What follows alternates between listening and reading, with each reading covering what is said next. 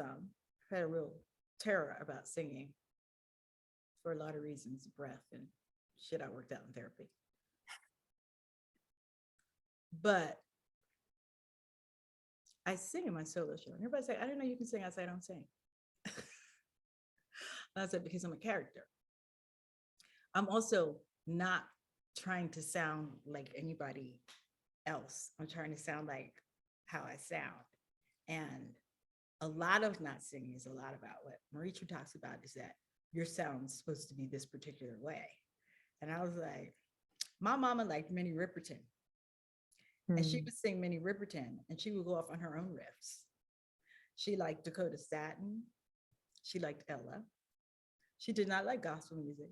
She did not like R&B. She's like, I'm not trying to mess with all that jigaboo music. That is what she said.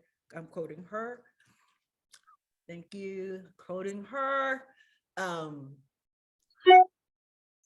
But she liked that. She liked Marian Anderson. And I think it's because the people in my family liked 19th century classical music of Black people. Like they like 19th century classical Black music. You know, high spirituals, high Negro spirituals. They really like that, not jig joint Pentecostal. So it's very interesting. And then when you add the Bahamian section, Bahamians are Episcopalian. So they sing high church English music in their church, but they sing it classically with their Bahamian accents. The God is Lord, and He, you know, and that's their sound. Forever and ever. It's not juke joint. And I could never do that. And of course, our business expects you to, you know, burst into Black girl song. And I was like, I really like Phoebe Snow and Ani DeFranco. And people were like, are they Black? I was like, they're not even like white people singers. They have their own sound. And that is what kept me from singing for so long and writing a solo show and performing, because I was like, well, I got to sing because Black girls sing and I got to be Jennifer Lewis because that's what makes money. And I was like, but that's never going to be authentic to you. Right. And so I think it broke for me when I went to do, what is that stupid play I did in Seattle? Oh, it was that Playwrights Horizons.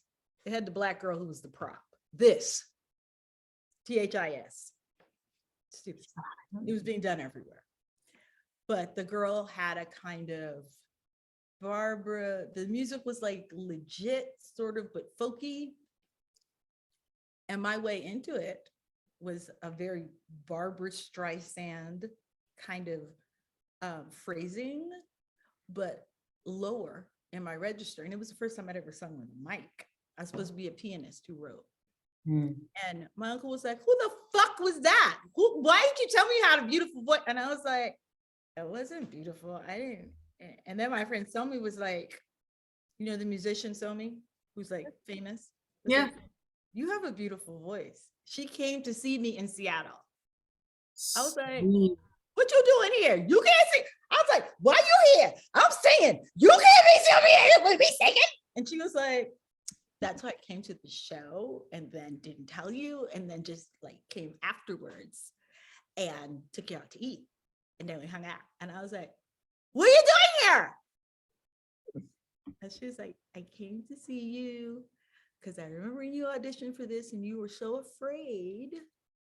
And he's like, and I went into the audition. They were like, say something. And I was like, it was all white people. So it was all good. And I sang something from Sankofa.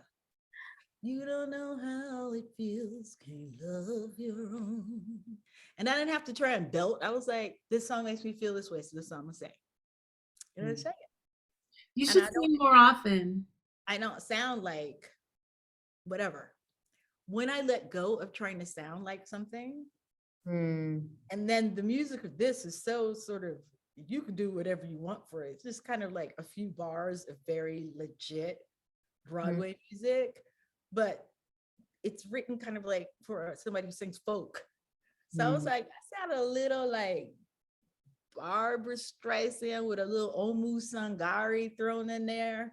I was like, jazz was my influences. So I was like, my uncle was like, I didn't know you could sing like that. He's like, you don't sound like anybody I know. I was like, that's why I've never. So That's why. that and I had a real difficult problem with breath, Yes. which Yes. took me, when you have trauma that's related to breathing, it takes many, many years to learn how to breathe again, like technically. And I was like, ugh. So I constantly put myself in situations. I did this and I was terrified of that. And so many knew I was terrified. That's why she flew out to see me. And she was like, I just love that this is something that really scares you and you're going to do it. I was like, it was, the whole process was horrific. They hated what I was doing. They hated, but then everybody who saw it was like, people stopped me in the grocery store in Seattle. I was really moved. I was like, oh, because I had gotten past the emotional trauma and the breath. And so my uncle's like, you should do that. I was like, I've done what I need to do. I'm good. I sing for me now. I sing, whatever. And I was like, but I'm coaching a client now who's going on for rows and fences. Okay. And she is like, I'm having an emotional breakdown. How did you do these 8 shows a week when you are the lead and you have these huge arcs? I was like, what do you mean? She's like, I saw you do Medea. I saw you do Lady M. How did you do that? I was like, you get up, you work out, you run all your lines, you do the show, you come back home, you go to bed. She's like, Don't do anything else. run? I was like, yeah, if you're carrying the show and you have huge tragedy, there is nothing else. She is so like, she's like, but my breath, and I'm losing. I said, I'm working with her on not having to go to prednisone to sustain the performance. And I was like, it was losing my voice constantly. I was like, okay, so we got to deal with this placement thing, diaphragm, head voice, blend, breath. We got to deal with how much I don't breathe. And so therapy, voice and speech work, a lot of therapy to remember the first time you stopped breathing and the first time you tried to get it right. I actually have to tell you that's incredibly important. That, like, going back to that traumatic moment. I remember when I learned how to take shallow breaths. I remember the moment. And the first time I took a full breath was amazing. It was like amazing. And my therapist was like, nice. And then it happened again in a class. And people were like, oh my God, I've never heard your voice before. I was like, right, because I've never used it because I haven't been breathing. I went to a sleep pathologist. Like, you have to come at, if you know you want to sing and you're not, that's an emotional break. That's an emotional. I've started lessons with, I think, 2 or 3 coaches. And that first lesson where we start breathing exercises, I can't really get through them because I start crying. And then they all say, this is totally normal. Everybody cries when they start to sing. It's totally normal. And then either I don't go back to them or their schedule gets busy and I don't push through. I don't keep going to lessons. Our movement coach worked a lot with me, and that's where I had my breakthrough. And then I studied with him after I graduated. And he's like, we need to just work on you breathing from that diaphragm and playing and not having to get it right.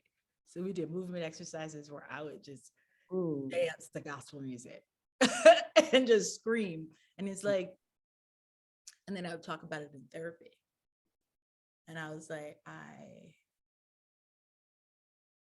it's why I sang in Good Bray Alley, not to sing to sound good, Yes. to sing to release a huge intergenerational trauma. Like, because what's stopping you? You want to sing and you're not. Yeah. It's like you want to write and sometimes you are and then sometimes you're not. It's because you're supposed to be doing it. Because there's something there emotionally for you to get through, and it's not for other people. It's for you. Like, I let go of writing a book. I have a book agent who is every year, why won't you write a book? I was like, because that's for someone else. that's not for me. I was like, I don't want to get on the road and do readings at Barnes and Nobles and answer questions like, when is the first time? No, I did that in therapy. Mhm. It's like, I didn't write Good Bird Alley for anybody but me and the phone that I wanted to work with. I wanted an African espiritista to guide me through a creative process. Because she was like, this is the opening for you. It's the opening. So let's have this process. She's like, I don't care if the play gets done, whatever else. She's like, you need to tell this story. It's so important. And then later she was like, I just want you to know that my PhD thesis is about your play. And I was like, what? She was like, how you opened up that for me in the process. I was like, but you was mad at me the whole time. You was like, oye, esa puta de madre. Like everyone was like, y'all some mean Black people. That's what you was, y'all mean. I can't stand Black people. And they would all go in concert, all the drummers, Black Americans, not Black Cubans. Okay. Somos los gentes del alma. I can't stand y'all. And I was like, you ain't Black, you white. I ain't my Black Cuban man. I was like, okay. Because Santeros are like, I'm an African. And I was like, you so what? I'm an African. I was like, okay. But that whole play was about moving through that block and making art for you. If you make it for you, and the discovery and the journey that comes out of you making it for you helps others, that it's the specificity of what you're trying to work through that makes the art making, the storytelling compelling.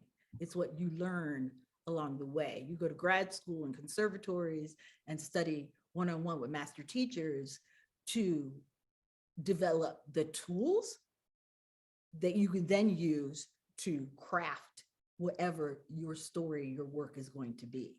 And then learning to put it in your own voice is from moving from an interpreter of the work of others to producing your own work is the journey. It's like, I've decided that I thought I needed role models to teach me how to do this.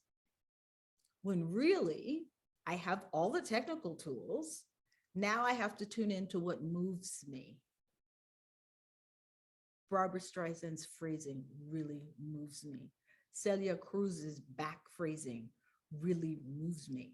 But I had to learn the technical stuff in, conservatory. I was like, oh, that's back phrasing. Oh, okay, she's breathing like this. Okay, I had to learn the language and pull out what was important to me. So I wrote monologues in Good Bird Alley that were like totally the phraseology of some of Celia Cruz's very early work. I was like, I liked her a cappella work. I like the caballero, the music of the people in the mountains who were roaming guitar players. I like that phraseology because it spoke to a place that I was trying to open up. When you do it for you, not for anybody to ever see it, it'll come. And it'll come in the way that is meant for you. And always thinking you're supposed to sound like somebody else. I was like, I am never going to sound like Jennifer Lewis. And I don't want to. That's not even what I listen to.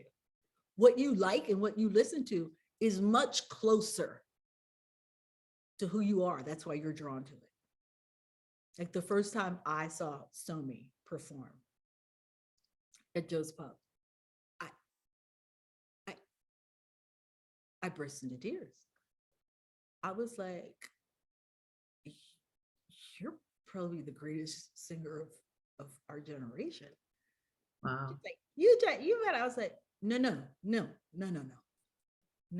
Because her focus is the musicianship of the singing. Voice, yeah. She's a vocalist. Is like, Is that the she right helps word? write or whatever, but it is what she is doing masterfully. And then after being friends with her for so many years, and she'd be like, did I do that? Where did I breathe there? She's like, I was off. I was like, yeah, but up in here, you had that. And I was like, I've never heard that depth before. And I've never heard the sustained head voice. And she's like, but it was off. I was like, but it was true. Right? Like that's her mastery. Yeah. I'm a master like that of acting. I'm not a master like that of singing. And acting was very interesting to me because I could learn to master it. And I was like, I don't have the time or the inclination to master singing, which is probably why I'm not really drawn to it in the same way. You have to want to be drawn to that mastery. I am drawn to the mastery of classical work. I am drawn to teaching. Yeah. So I get really good at it. I will adjust the way I teach to the people I'm teaching. Like I don't talk to all my clients like I talk to you, Susan, or to you, Marie-Therese, because they can't see themselves yet. So you can't give them notes about seeing yourself. Wow. You know, I adjust for what they need. They need rigidity, you know, Barbara needs something different from Rachel, right? Like they all, that's, so I feel like I get joy from mastering something. And mastering the breath so that I could sing was what I wanted to do, not necessarily sing. It was very freeing. And music is its own kind of storytelling. It's very freeing, but not a place to run to and hide.